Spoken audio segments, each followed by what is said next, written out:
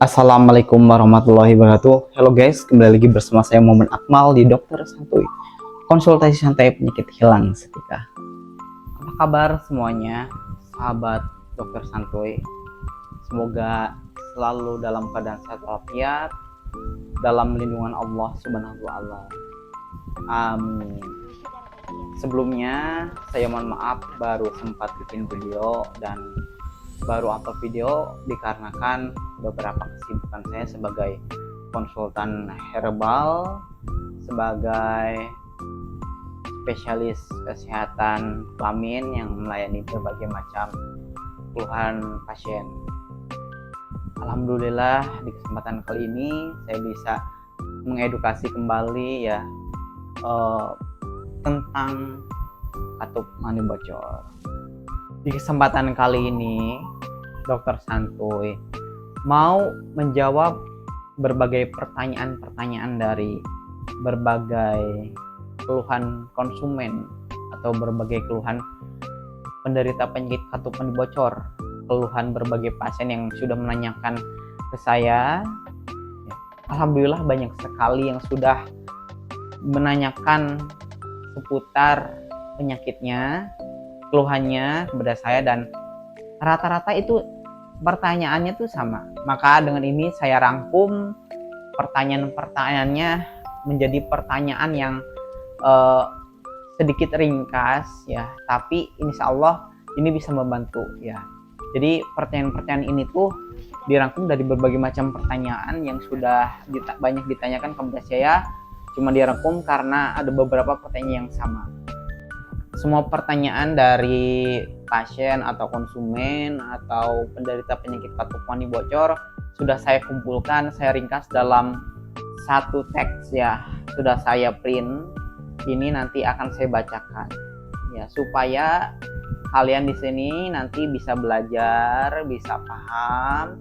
Siapa tahu di sini ada yang mengalami keluhan sama atau mungkin mengalami beberapa keluhan sama persis dengan orang-orang yang bertanya ya. Silahkan disimak, dicermati, dipahami, semoga bisa membantu. Oke, lanjut, saya akan bacakan pertanyaan dari pasien katup mani bocor ya. Di sini saya tidak akan menyebutkan nama, alamat, semuanya saya privasi demi kenyamanan pasien dan konsumen atau penderita penyakit katup mani bocor. Di sini saya hanya akan membacakan pertanyaannya saja, lalu saya akan menjawabnya. Oke, langsung ke pertanyaan yang pertama ya. Kenapa setiap habis ereksi cairan putih agak kental dan pulung semen sperma keluar dari penis? Bisa nggak dok, habis ereksi cairan semen sperma nggak keluar? Yang dimaksudkan dalam ereksi cairan putih kental itu ya bisa madi atau wadi ya. Jadi cairan putih kental ini macam-macam jenisnya ya. Ada sperma, ada madi atau wadi ya. Cairan semen ya. Jadi kenapa keluar? Ada beberapa faktor ya. Kalau madi biasanya keluar kalau ada rangsangan atau dorongan syahwat, misalkan ketika kita saat menonton porno atau saat kita melihat sesuatu yang membuat kita merangsang, melihat cewek seksi atau sesuatu yang membuat kita tergiur gitulah, atau mungkin dari syahwatnya pria itu bergejolak. Nah, itu bisa menimbulkan madi. Kalau wadi itu biasanya keluar jika seorang dalam keadaan kelelahan, kecapean ya, atau mungkin habis angkat berat atau habis benar-benar capek, atau mungkin habis melakukan aktivitas apa sehingga capek, sangat capek gitu kan. Nah, itu bisanya keluar wadi ya. Kalau sperma itu keluarnya biasanya disertai dengan klimaks ya. Rasa klimaks itu maksudnya apa? Habis hubungan intim atau mungkin habis onani atau masturbasi. Nah, itu biasanya keluar sperma. Nah, keluar ereksi cairan yang ada di penis itu biasanya ada beberapa faktor. Namun di sini pasien menanyakan ya, bisa nggak dok sehabis air si cairan semen sperma nggak keluar? Bisa aja ya. Tergantung dari kalian ya. Kalau kalian tidak mau keluar madi ya, terutama itu yang sering dikeluhkan, atau sperma secara tidak sadar, hindari aktivitas-aktivitas yang bisa membuat hal tersebut ya terangsang gitu loh. Misalkan nih menonton porno ya, membuat syahwat kita bergejolak, mendorong syahwat untuk keluar, akhirnya keluar madi atau cairan semen sperma, atau mungkin habis onani atau masturbasi keluar sperma. Jadi tergantung dari apa penyebabnya gitu. Jadi kalau bisa hindari kegiatan seperti itu. Yang kedua, pertanyaan selanjutnya dari pasien katup mani bocor juga. Kenapa setelah kencing keluar cairan? Itu cairan madi, wadi, sperma setiap setelah buang air kecil selalu begitu, Dok. Ya. Jadi setiap buang air kecil ya, keluar cairan putih lah gitulah. Itu madi, sperma atau wadi. Nah, biasanya kalau keluarnya itu setelah kencing itu biasanya madi. Kenapa? Karena penderita katup mani bocor ini mengidap penyakit ya, gangguan disfungsi seksual atau gangguan seksual ya. Itu kan mohon maaf, si penis itu iritasi atau infeksi sehingga terjadinya kebocoran di area katup mani. Infeksi yang ada di saluran kemih itu kan nyambungnya ke saluran kemih ya. Jadi mohon maaf, kencing itu kan sama aja dengan kita mengeluarkan sesuatu yang di dalam penis gitu. Nah, ketika kita kencing kan saluran kemih sudah terinfeksi. Nah, maka ketika kita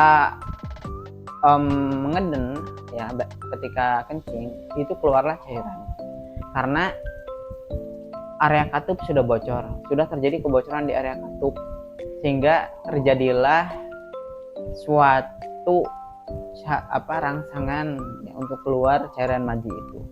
Jadi itu cairan madi lah lebih jelasnya, karena saluran kemih ya,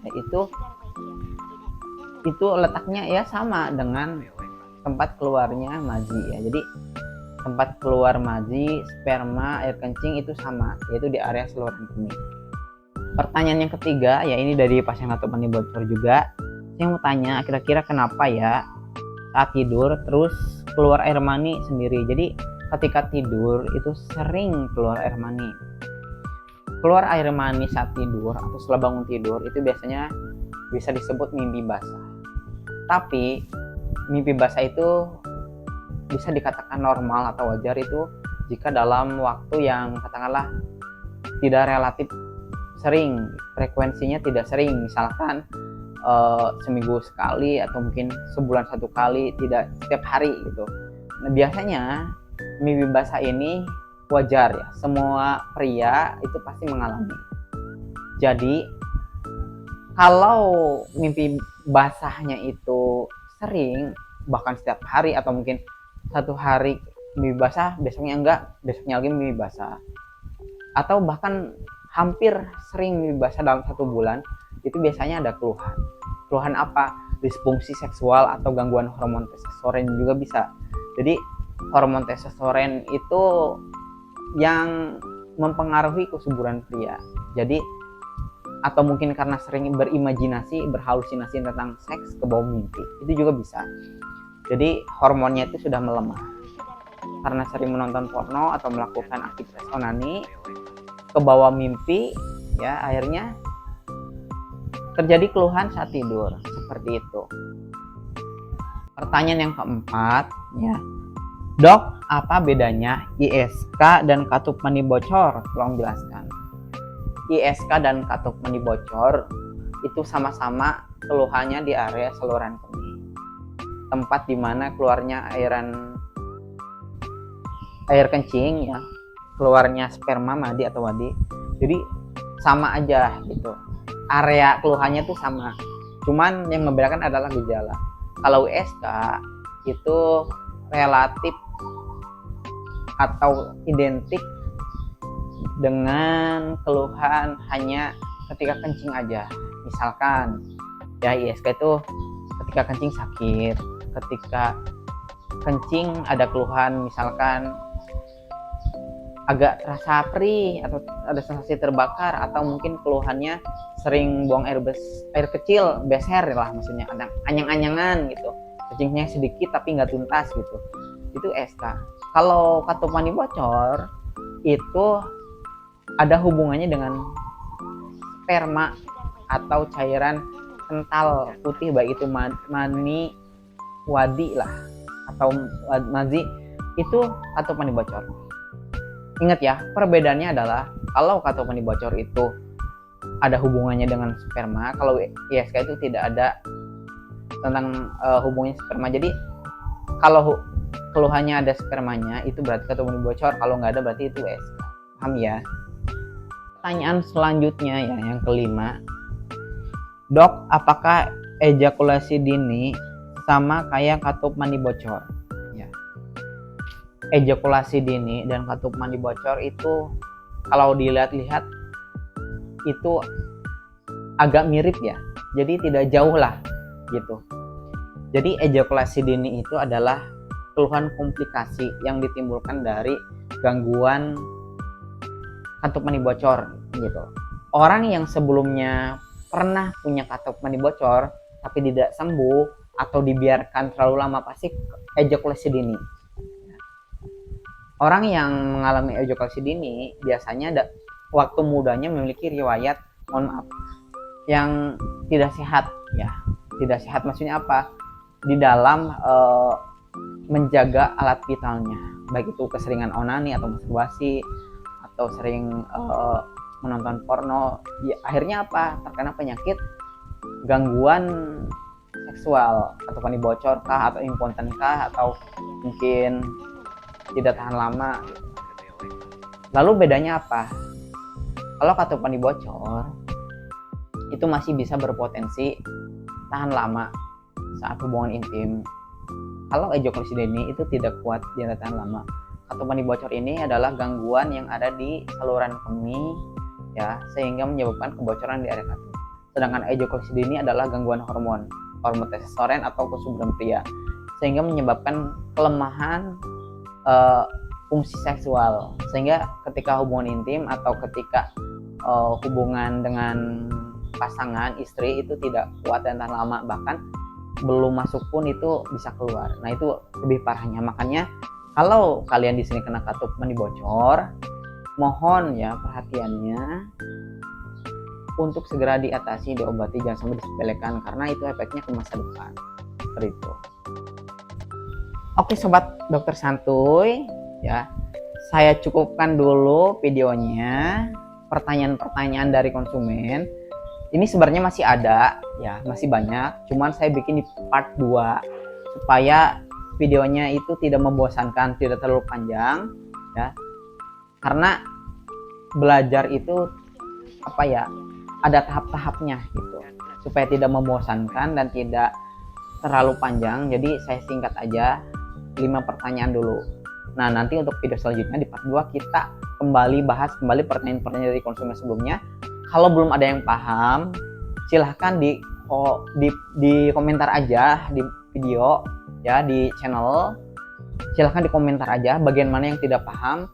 Kalau pengen lebih jelas atau pengen tahu ya keluhannya sendiri atau masih banyak yang ingin ditanyakan, silahkan konsultasikan aja di WhatsApp yang ada di deskripsi atau hubungi WA ya, WA 0812 1416 0701 ya. Insya Allah saya bantu sebisa mungkin. Mohon bantuannya untuk teman-teman yang ada di sini untuk like, komen, dan subscribe Dokter Santuy, untuk terus mendukung Dokter Santuy agar tetap selalu bersemangat untuk membuat video. Sekian, terima kasih. Wassalamualaikum warahmatullahi wabarakatuh.